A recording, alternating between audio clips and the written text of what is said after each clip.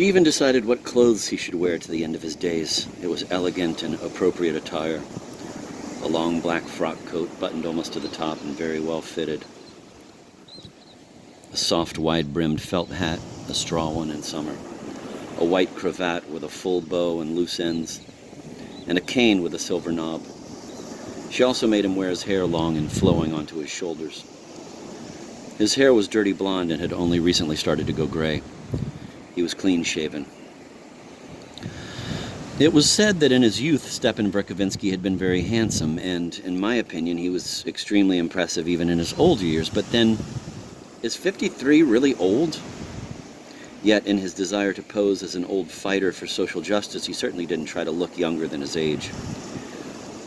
He even seemed to want to emphasize his advanced years. And so tall and spare with his long flowing hair and in that attire, he looked like some patriarch, and even more like the engraving of the poet Kukolnikov that was reproduced in the 1830 edition of his works. He resembled that engraving when he sat on a garden bench in the summer with a lilac bush behind him, leaning with both hands on his cane, an open book next to him, musing poetically over the setting sun.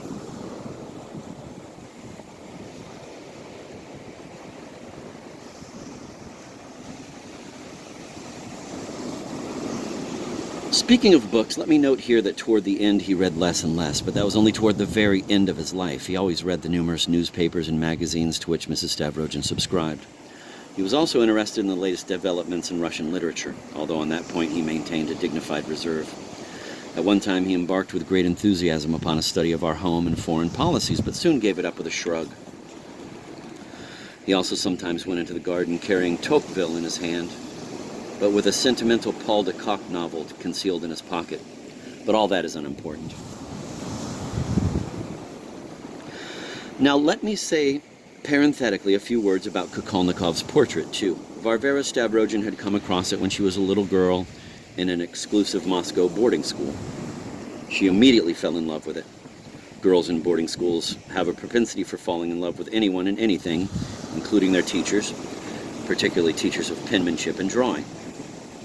However, what concerns us here is not what sort of little girl Mrs. Stavrogin was, but the fact that even at the age of 50, she still preserved that picture among her other intimate treasures. This may explain why she made Mr. Verkovensky dress the way she did, but that, of course, is also immaterial.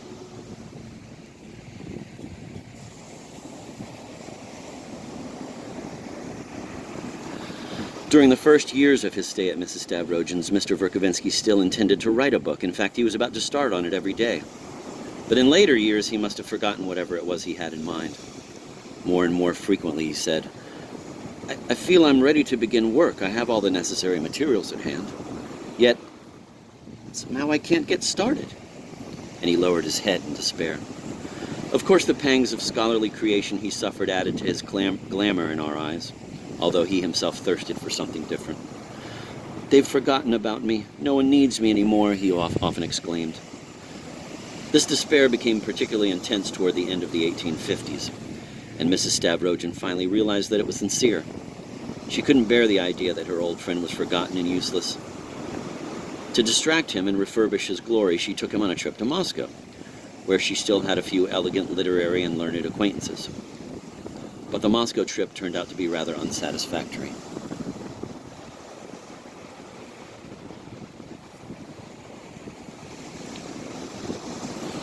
It was a strange time. Something was in the air, something very different from the old settled calm, something quite unfamiliar that could nevertheless be scented all over the place, even in Skvoreshniki.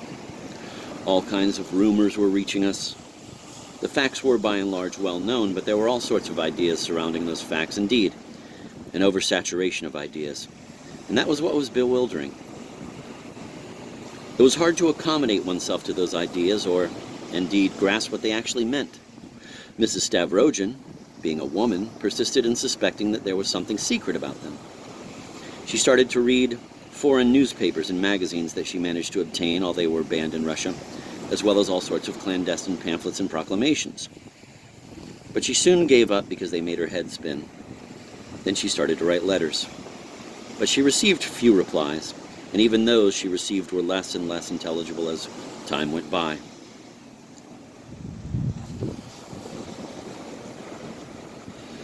So she solemnly asked Mr. Verkovensky to explain all those ideas to her once and for all. When he was through, however, his explanations left her eminently dissatisfied. His views on the general commotion were exceedingly scornful. Everything, in his opinion, boiled down to the fact that they had forgotten him and that there was no room for him in the new movement.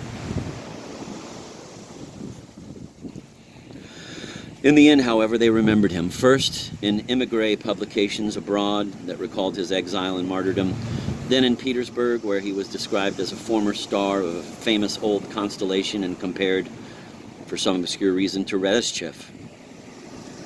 Then someone reported his death and promised to send in an obituary.